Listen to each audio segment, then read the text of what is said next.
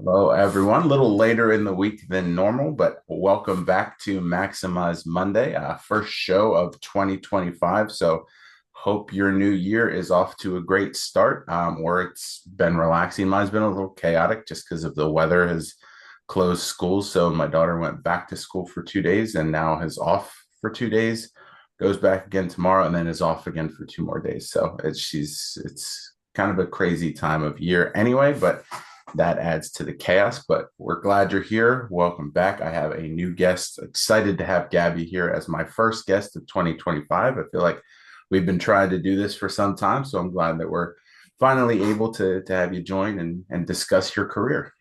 Yeah. Hey, Matt, how's it going? Going well. And you're also in the recruitment, the staffing industry, which is something I like to do throughout the show episodes. I don't like to have a consistent theme. I like chaos more than anything else. But Same. I hmm do like to have fellow recruiters, fellow staffing industry professionals join me just to give different perspectives, different views. Your position's much different than what mine is. So people think like all recruiters, all people in staffing do the same thing. And that couldn't be further from the truth. But I'm excited to have you on here to talk a little bit about what you do. Yeah, Matt, actually, I can't remember. What do you specifically recruit for? So I'm kind of all over the place. So Yeah. it's I specifically work for a company, Novolex. So I recruit for all of our salaried professional positions in the plants, and then all of our office personnel as well. So Your internal recruiting. Yeah. yeah, so it could Cool. range from customer service to plant managers. It's Yeah. in between. So yeah, Right. so all job functions there. But typically when I have people from the industry on, first question is about how you got into it, because that's the staffing and recruitment industry is one of those ones where people have different paths that led them to it, and in college. And if you do this, that's great. Talk to me because I might have an internship for you, but no one's in college like I want to be a recruiter when I graduate. But it eventually, once you get in, I feel like it becomes that long-term profession for so many people. And you've been in the industry for some time. So what did that journey look like for you? How did you get your start? And what keeps you engaged and motivated to stay in the recruitment and staffing industry? It's funny you say that because I've been in staffing for a little over a decade now, and anybody that I've worked with, it's not like you're a little kid dreaming about being in staffing. It's not like you go to bed and you're like, oh, when I grow up, I want to be in staffing. Right. So when you end up here, I actually call it the Hotel California of jobs because you just like you can get here, but you can never leave once you're in staffing. You just get kind of stuck in the industry, which is a good thing. It's a very rewarding job, but the way that I got here, so Matt, I don't know if you know this, but I'm actually a musician. I think you and I might have talked a little bit about this. So my original career path was majoring in music. So I went to school for music. I play saxophone and play clarinet. That was my passion.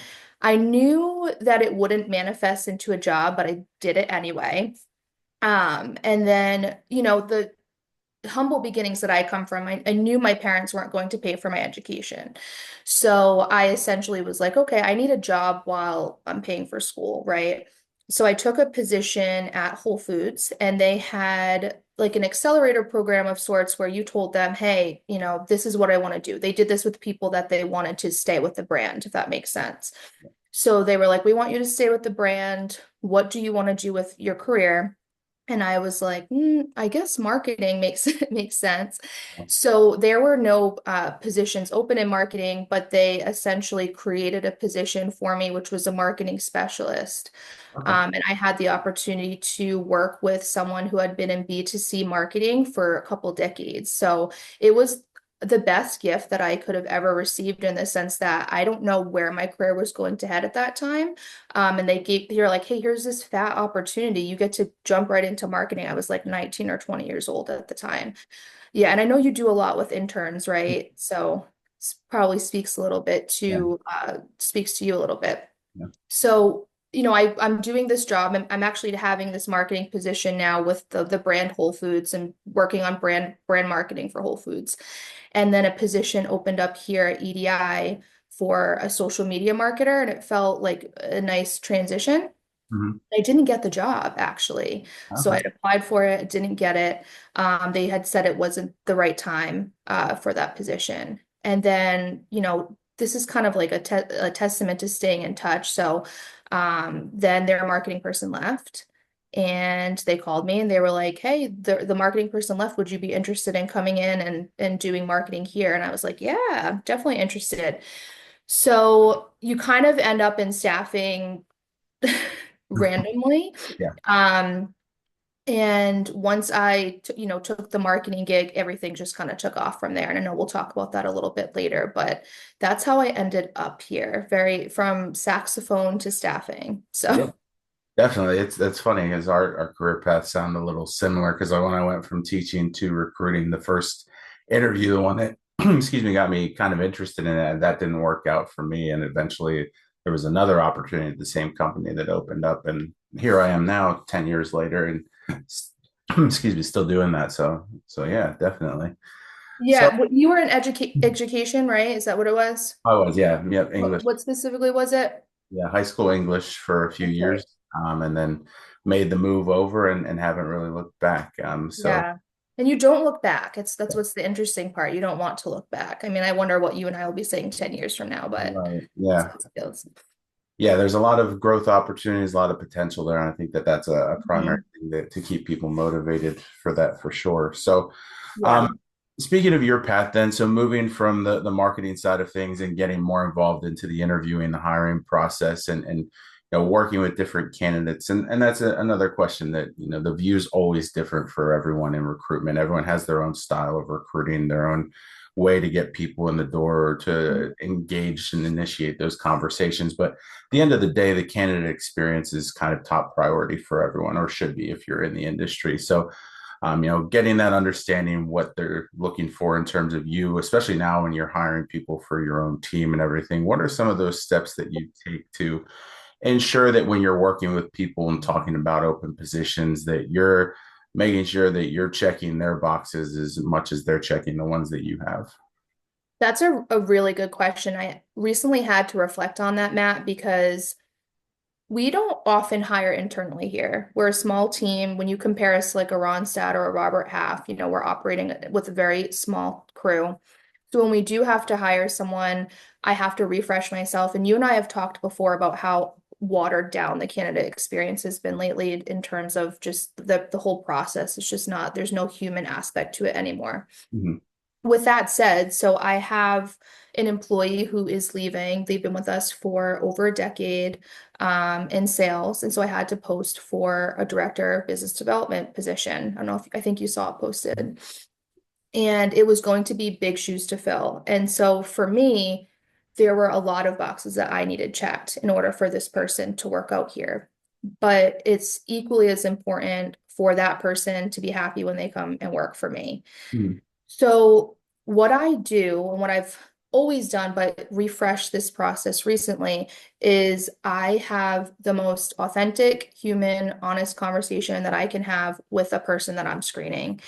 And so, when you get to the point of screening with me, to an extent, you already have checked enough boxes to know I'm interested, right? I've decided we're going to have a phone call together. But I actually almost try to convince the candidate out of the job, if that Okay. makes sense. So I'm on the phone with them and I'm like, hey, this is what it's actually like to work here. I'm not going to upsell the position. And it might be telling them the very truth about the corporate ladder here. We have no corporate ladder, Mhm. right? So if you're coming into a sales role here and you are looking for growth in terms of job title, you're probably not going to find that here. Right. And it's up to the candidate at that point to decide if they want to be honest with themselves. Because if you say, no, I don't need growth, I'm not looking for growth, I'm just looking for a job, been on the market for a year, um, and you decide that you're lying to yourself, that's on you. But I'm going to lay it out all on the table. Mhm. And I don't know if this has annoyed you in the past, but it's annoyed me. So remember when people would say, "Oh, it's kind of doing yourself a disservice to ask about health benefits and salary and PTO in Yeah. that initial phone call." I'm like unpopular opinion here, but I think ask those questions on that first call, Yeah. right? And I push for that. I'll say, "Listen, we have the salary range listed, but this is our 401k plan. Mhm. What do you want to know about our vacation policy? What do you want to know about the culture here? What do you want to know about, any opportunity that they could have a question about? I'm like, ask me right now. Yeah. So I'm not for keeping any secrets. I want to check those boxes off with candidates too, because it's their job. It's their whole, I mean, I don't want 2 months from now to have the candidate looking for another job if it's not for them, you know. So, Yeah. this, as you know, Matt, this market has been so intense. It's only fair to just bring both parties to bring everything to the table, you And know. I know before we start here, I said I wouldn't throw you any curveballs, but I do have a question for you that is unrelated Yeah. from what I sent you, but nothing too insane because I'm sure you get it too. I get it a lot. The people that reach out to you, they see you're in staffing, they see you're in recruitment. And so the question is, what can you do? What positions do you have? And so many people that reach out, there's a lot of instances where I won't have anything that really aligns with what they're looking for. So but they see recruiter and, obviously they think hiring, they think that you're going to have those opportunities. I mean, we asked my daughter the other day, what do I do for a living? And she said, oh, you talk on the phone with your friends. And I said, sure, that's, that's about as good as it gets. But, when you're trying to explain the different variances of recruitment, how do you address that when you get those messages, those cold contacts through LinkedIn or otherwise? Yeah. I mean, honestly, Matt, I love getting messages on LinkedIn because I love connecting with people. I think networking is amazing. I can't even, this past year alone, I don't know about you, I've made more connections because so many people are looking for work. Yeah. And I know for you, for internal recruitment, it's like, okay, if you don't have something, you don't have something. For me, we work for our clients. So if I don't have something internally, I'm I'm staying connected with this person. I'm saying, give me your resume. I'm getting you in our database. We're doing a pass through to see if you're a hit or match for any of our clients. And Mhm. then we'll stay in touch. Because the beauty of LinkedIn is if I see something and we've talked, I'm going to pass it to Right. you. And that's also the beauty of working for a smaller company. I have the opportunity to build these connections and nurture them and help them along the way. And that's really my personal goal when I have these people reach out. I don't want to just disconnect because I don't have something for them. Yeah, absolutely. I think that's kind of why you and I have been connected is that Hmm. genuine goal of networking and establishing that relationship has always been there. So, um, Yeah. absolutely the case. So, going back to your career now and as it's progressed and you've taken on new responsibilities, specifically with EDI, and what insight can you share to others that are looking to do the same? Sometimes and I see this a lot because I work with a lot of transitioning educators since that's where I was too. And a lot of times, and guilty of this myself, you start a new position. And when you're in education, you're in the classroom. And unless you want to be an administrator or be a assistant principal or something like that, you're really not looking for, oh, what am I going to do next? Whereas when you hit corporate, that really has to be your mindset. So how did you go about figuring out what you wanted to prioritize, how you were going to challenge yourself to grow professionally when you stepped into your first role? Yeah, this is going to sound like bad advice for your listeners. Um, but my advice is do not stay in your own lane. So a lot of times people say to you, stay in your own lane, get your job done, heads down, work. My advice for people looking to progress their careers is to learn as much as you can from as many people as you can. When you're given an opportunity, like I was given the opportunity to step into a marketing role, and mind you, this was my first B2B marketing experience. I was doing B2C marketing for the Whole Foods brand. So I had already so much to learn, so much to figure out. And in a small company like this, there's not someone there to hold your hand and say, "Hey, this is how you this is how you do the job." Yeah. So for people that actually have an opportunity to work alongside someone, again, learn as much as you can, make yourself valuable to that company. How do you make yourself valuable to a company? Get as many certifications as you can, read as much as you can, go back to school if you need to, whatever you need to do. So for me, what that looked like here was, as an example, when the IT person left, I was like, I'm going to learn how to be an IT help desk person. Mhm. So that I could, assume that responsibility. Or maybe it was, again, we had an HR person turnover, getting HR certifications and saying, hey, I can help in this area. So you can make yourself valuable to a company by diversifying what you can do for them. Hmm. But also when you're working for this company, know that you have to humble yourself too and say like, okay, I know pretty much nothing. What can I do? What can I do to educate myself? So Yeah. it's again, it sounds like bad advice not to stay in your own lane. And I'm not saying to, get out of your own lane in an uncomfortable way where you're making people uncomfortable and stealing people's jobs. I'm saying, just educate yourself as much as you can. Yeah. And the opportunities will come, right? I'm Right. sure you saw something similar. Because for me, when you get too comfortable, that's the enemy of growth, Yeah. right? If you're so comfortable in a role that you're not even seeking growth, it's definitely not going to come to you, right? Right. It's not Yeah. something to you. Yeah, and it's an easy trap to fall into, especially now with so much uncertainty in the job market being as crazy as it is. People get comfortable and sometimes they get complacent, and that's Yeah, always the best path. Even though the security stability is going to be prioritized a lot right now, but right. sometimes you're working against yourself in those instances. And you know what it is too, Matt? Some people focus so much on the title that they want. They Yes. have this vision for their life, right? They're like, I want to be this by this age. Hmm. And in focusing on that one title, they're streamlining on that. Like again, their heads down, they're working in their position, whatever industry it is, doesn't even have to be staffing. Yeah. That you lose sight of all the opportunities around you. Mhm. So I'm saying let that growth come to you by growing yourself, Yeah. right? First, don't just focus on like, hey, I want to be VP by this age. I didn't expect that VP was even the path I was going to go on. Right. Yeah.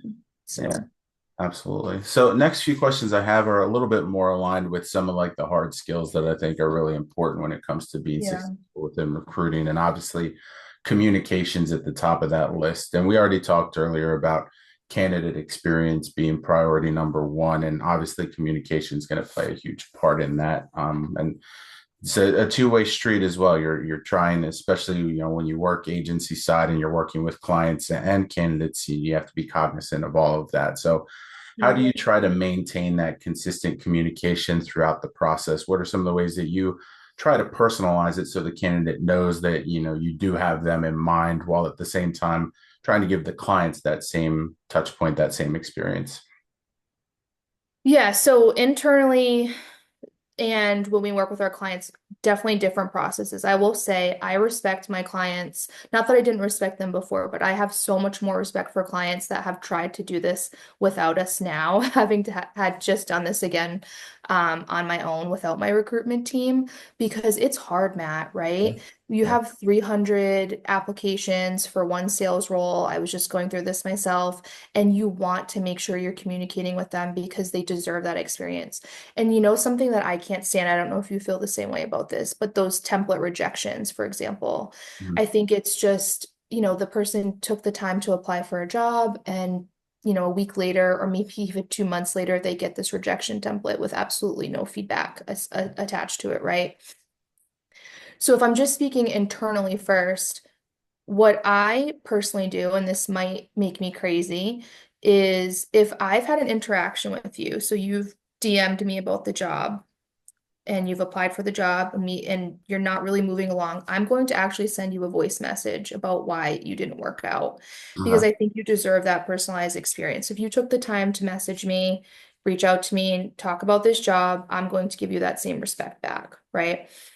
If you are someone that has applied for the job, you still deserve feedback if you haven't reached out. But I'm not going to send you a cold template back. I'm going to Mhm. give you constructive feedback, and that feedback is going to say, hey, this is why it didn't work out, and this is actually the direction that I went in. And send me a connection request, send me a message, and I'll keep my eyes out for you. Right. And the beauty of if you apply internally with me is again, I'm in staffing, so if something is a hit for you, I'm going to find that opportunity and Yeah. pass it your way. So that's kind of how it works internally. Well, what I will say for my team, so my recruiters that are working on hundreds of roles and they're working managing hundreds of candidates, our goal is to get feedback from the client because as you know, that has been a nightmare for candidates, Mhm. right? So it's actually a little bit easier for candidates to work with a staffing agency because It seems like clients are more inclined to give feedback to an agency than they are directly to a candidate, Mhm. right? So I can call, not me specifically, but my team can call the client and say, hey, here are the five people that interviewed with you, or here are the five people that have been submitted. Do you have any feedback? And they'll give it to us directly, and then we can give it to the candidate. So that's our job. We're hunting that down for you. Mhm. You're not having to do that uncomfortable, can I have some feedback and get no response and get ghosted? Because right, everyone's getting ghosted, right? Mhm. It's Yeah, exhausting. absolutely. That's what you see. But Yeah. I mean, that's probably a delicate situation too, as well, right? So you're working with the candidates and the clients, and you haven't heard back from 4 or 5 days. There's uncontrollables in the process as well. So how do you try to coach your team to handle that? Obviously you don't want to be like, oh, I haven't heard back from the client, or they haven't responded to my emails, because I mean, that things happen. There's a whole lot going on in the process. So sometimes that just slips through the cracks, but you don't Yeah. want to paint a negative picture of a client that you're supporting either. So how do you try to maintain those conversations and touch points too? It's honesty, Matt, because I mean, you're seeing it happen too. These candidates can't wait for you to take a month to give them feedback. They're going to find the next position and they're going to have to take it. And so we're telling these clients, listen, this candidate has five other interviews. Are you actually interested in them? Mhm. And they need to make a move because I mean you see it all over LinkedIn. These clients a lot of the times are like, oh, we just want to see what else is out there, and the candidate's a perfect match. Right. Doesn't make any sense. But I mean, it's how human nature is nowadays. Look at people in their marriages in general. It's just how it works. They want to see what else is out there. But you're going to lose really good candidates if Mhm. you do that. And the market is going to pick up. I think we're going to see after quarter 2, maybe before the end of quarter 2, that it's going to probably transition back into a candidate marketplace. Yeah. And when that happens, all people you ghosted, Yeah. not going to be Full happy. circle for sure. Mhm.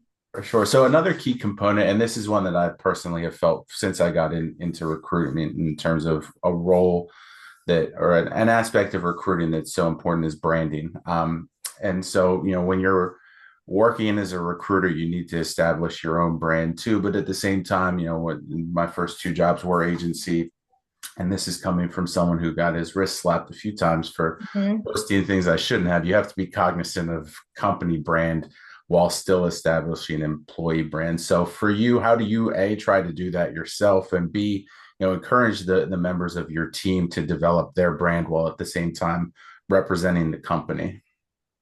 Yeah, I mean, we are living in a time where social media has taken over everything, obviously, right? It's the first thing, even the recruitment process, right? So before you even speak to a candidate, they are going to have an opinion on you, depending on if, you're not necessarily influencer stage, but if they've seen you on LinkedIn, they're going to have opinion of you. Mhm. And so a company's job, we're, here to build our professional brand. And it's just as important for recruiters to have a personal brand that is their own, that's individual. Mhm. It does need to reflect the professional brand as well. So for us, I know our mission here is we're a smaller company. And because of that, we have that human aspect that we bring to the table during the recruitment process. You're not talking to a robot. You're talking to people that have worked here for decades. We've been open for 30 years, and we have very low turnover. People have been here for the majority of the time. Mhm. And so we want that to reflect in our brand, but then I also want that to reflect in my employees' personal brand as well. And so you have to ask yourself in this market, and I'm sure you see this too, Matt, how competitive it is, especially in the IT space. Have you been recruiting in IT at all? Here and there, not. Yeah. Yeah. Especially in the IT space. So if you think about a candidate who's going to receive a message from you, right? How many other recruiters are messaging about that same position? Right.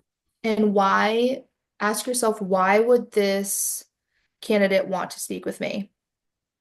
Yeah. Especially if it's a passive candidate and they're working right now. Why would they want to speak with me? And your personal brand is going to be why. That's what's going to sell them Yeah. That's what's going to make them trust you, right?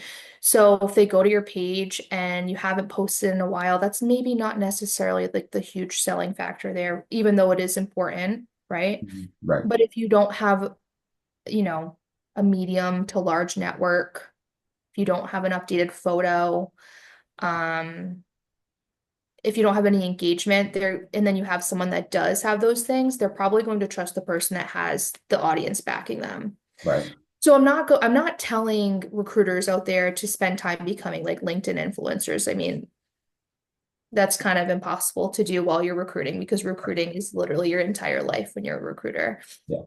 But you do need to build a personal brand. It's really important Absolutely. to build that trust. Absolutely. And what's also important, and again, curveball question because this wasn't on our list, but Yeah. I think this will be an easy one for you based on the conversations we've had. And that's focused around networking because that's such an important aspect of recruitment too. And from the job seeker perspective, it's even more important now. I think a lot of people are finding that having that connection, having that firsthand person that they see, oh, this person works at this company and this job's open and I actually have established some form of relationship with them is going to make things a lot easier. But getting that foot in the door is easier than said than done for a lot of people. So, Hmm. you mentioned that you enjoy getting messages from people. And so what would you say in terms of advising people to start that initial communication with someone that they don't really know, but to start to establish them as a member of the network? What's the easiest way for them to start that initial pitch and get that foot in the door? I think this applies to, recruiters, sales, and people looking for work, right? Mhm. It's cold messaging isn't going to work in 2025. It Yeah. didn't work in 2024, maybe worked a little bit before that, but cold messaging is not going to work anymore. So if you're pitch slapping, if you're in someone's DMs and your first message is, hey, can you find me a job? You need to, just as much as a salesperson or a recruiter needs to build a relationship, a foundation, so does someone looking for work. So my recommendation is to try to just be a little bit personal first, at least. Engage with them. Mention something from their page if you need to. Hey, I saw you posted X, Y, and Z on this date and it resonated with me, and this is why it resonated with me. How's it going, Gabby? I'll respond, thanks for noticing that. How's it going with you? I'm actually on the market. I'm looking for a position. Like, can you take a look at my page and give me some advice? Right? So having a real interaction, we're so transactional now as humans, right? It's just like, what can you give me? Right. This is what I need from you. When are you going to give it to me and how are you going to give it to me? And we need to get away from that. We need to get more into just the relationship building. Everybody needs to do that. I Mhm. don't care what side of the process you're on. We need Yeah. to get back to the human aspect. So, yeah, I think people are also afraid to send direct messages, but Yeah. just remember they're humans. And I'm sure they've had bad experiences, and that's probably part of it. Mhm. But again, there's many things you could bring up. I mean, you could just see someone's location, right? I have Boston on mine. You could message me and be like, did you see how the Patriots won? Now they have bad draft picks. Yeah. Um, they should have lost that game and we had better draft picks. You know what I'm saying? You could just do anything like that. So, are you a Yeah. Pats fan? I'm not. I'm an Eagles fan. I don't know. Should I hang up now? Right. Right. So, and that's a good point too. And this is coming again from someone I've been left on red. I call, Hmm. I email a message. A lot of people, not Yep. just for recruiting, but to have people on this podcast, and it's not always going to get a response, but you Mhm. have to be willing to put yourself out there for sure. Last night alone, I went through, I think I counted like 75 unread messages on my end. And I felt so bad. And I actually went and responded to each person. Yeah. And I was like, I'm sorry, I just came up for air from December. It was probably one of the worst workload months for me. And Mhm. so and people, I mean, that was out of character for me. So I went and responded to everybody. So don't be discouraged if someone doesn't necessarily respond Right. because they have stuff going on too. Absolutely. Um, so So, Gabby, last question I have for you is yeah. And I always smile at this because I'm asking you to give advice when for the last 30 minutes, that's what you've been doing. But I like to kind of wrap things up Yeah. with that, just as, you're going through your career, Mhm. career has progressed to this point, and I'm sure along the way you've gotten a lot of people asking you for insight, for Mhm. advice, things like that. So when that does happen, is there a specific piece that you go to or something that you've received along the way that you always remind yourself of if you kind of need that boost of inspiration in terms of advising you in next steps of your career? Well, for staffing specifically, it's a very rewarding place to work. So if you're looking to get into staffing, I think something that's important to know is it's rewarding because you're working with people, right? You're finding someone potentially their dream job. You're finding someone potentially something 20 times, 20% more what they were making in their last job, and this means they get to start a family.